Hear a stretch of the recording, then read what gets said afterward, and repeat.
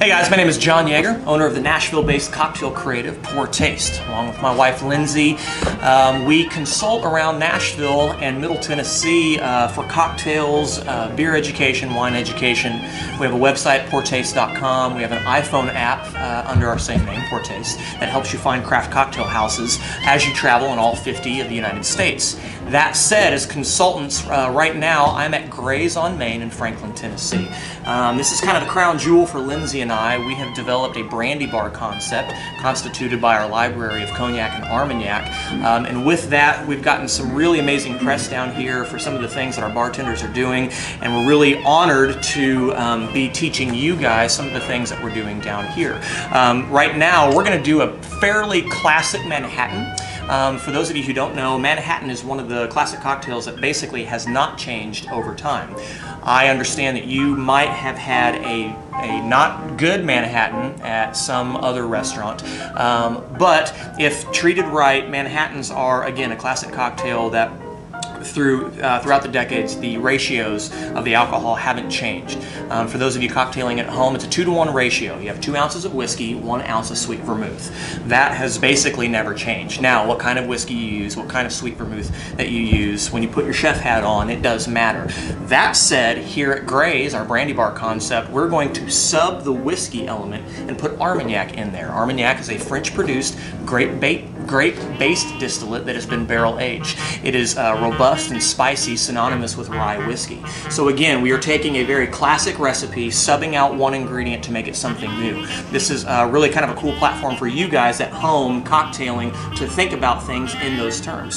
So we're going to build this in our stirring glass. Manhattans should never be shaken. They should always be stirred. You want an elegant, silky mouth weight as the libation goes down. You do not want this aerated. You don't want to break it apart. So we're going to stir this. We're going to do 2 ounces of Armagnac. The brand that I'm using right now is Delord Napoleon Armagnac. This is actually a very affordable Armagnac, and you can find this at Red Spirits and Wine. I would encourage you to get every bottle that they have, because this is a glorious, glorious Armagnac. We're going to pour directly over the ice. We're going to do 1 ounce of sweet vermouth. There are a couple sweet vermouths that I like, but my favorite is Carpano Antica. This is the oldest sweet vermouth recipe known to man. And just like in a classic Manhattan, we're going to do 4 dashes of Angostura bitters. At this point, we're going to stir.